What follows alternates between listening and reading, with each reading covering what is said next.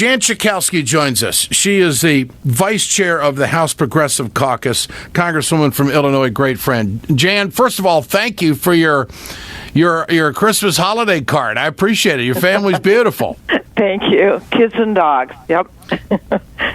I want to start with your thoughts on what unfolded yesterday. Here's the president first making the announcement saying enough is enough. Our unalienable right to life and liberty and the pursuit of happiness, those rights were stripped from college kids in Blacksburg and Santa Barbara and from high schoolers at Columbine and from first graders in Newtown.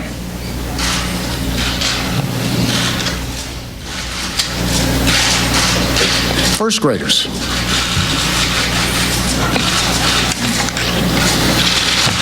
And from every family who never imagined that their loved one would be taken from our lives by a bullet from a gun.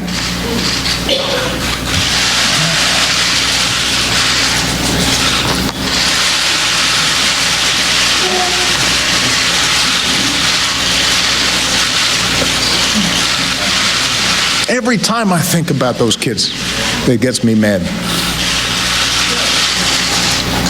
And by the way, it happens on the streets of Chicago every day. Congresswoman Jan Schakowsky, your response to what unfolded yesterday and where we're going with all of this. Well, I was in the room when he made that very emotional speech. In those silences, when he wasn't speaking, he was wiping away some tears, which is not typical of the president. Not such an emotional guy most of the time.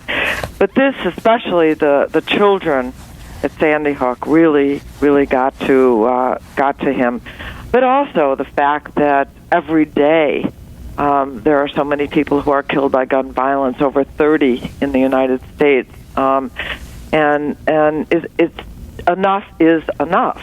And so the proposals that he was making, understand, we have some background check rules, except that about 40% of the gun purchases somehow are not covered. Mm-hmm. And what this executive order does is say that no matter where you conduct your business, in a store, at a gun show, over the internet, that will have to be covered. You will have to have a license to do those sales, and there will have to be background checks.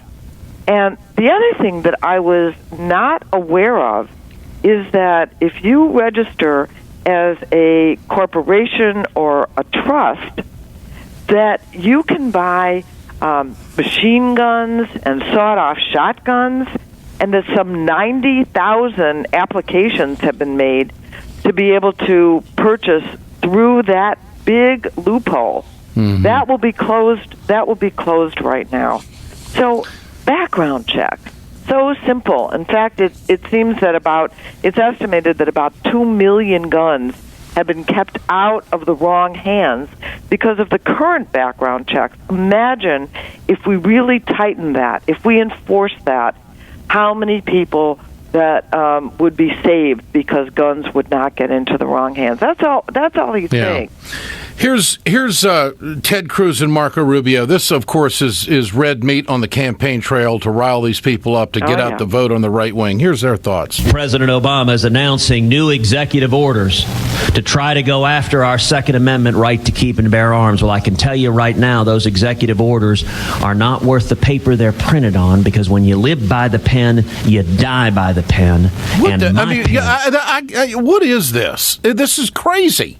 Well, it's just wrong. It's just lies as well. Look these are the same people who are saying that that people on the so-called terrorist watch list should be able to buy guns. Can't get on a plane, but you should be able to buy guns. So, they are so extreme that they actually want people, for example, that are not allowed to collect their own security Social Security check. It has to go to a third party, or get their veterans benefits because they're not able to manage themselves. That those people, the NRA says those people should still be able to buy guns.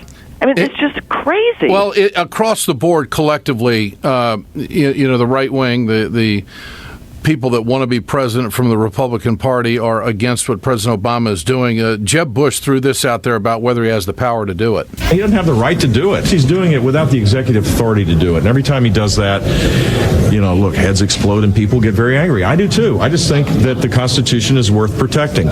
All right. Is he right or wrong? Does the president have the executive authority to do this? He absolutely has the authority that if you are in the business of selling firearms, then you have to get a license and you have to conduct background checks. It's the way that the law has been enforced, and so the president is saying, we're going to do better. We're going to make sure that all of the sales of guns, all of the profits that are, if you're making money selling a gun, and by the way, there's no limit on that, even if it's a couple of guns, then you are going to have to require a background check, and you're going to have to get a license.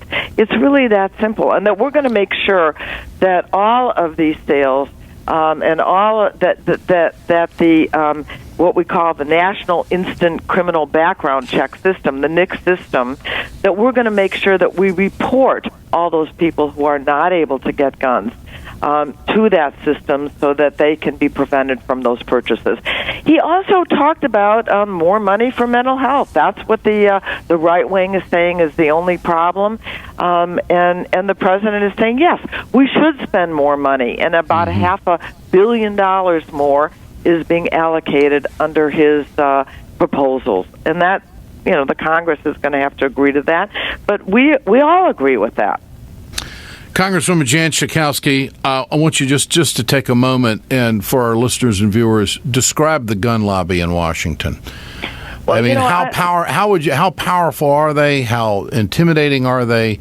How aggressive are they? Give us a sense, your estimation of the gun lobby. Well, they're intimidating, especially to members of Congress. If you did a national referendum on what the president is suggesting and asking the American people if they agree, it would be overwhelming, including people who are gun owners like yourself, and even members of the National Rifle Association would agree with that. They have intimidated members of Congress. Why? Because of the kind of money that they put into campaigns and the squeaky wheel effect that they mobilize their hardcore members. But there are other players on the field right now, and the father of one of the children killed at Sandy Hook made it very clear that they are not going away, that people who believe in this sensible gun safety legislation are not going to go away. Okay. And I think ultimately, even in this upcoming campaign, Hillary Clinton has made it very clear that she endorses this, that the people who are against any kind of gun safety, I hope, will finally be marginalized by the common sense of the American voters.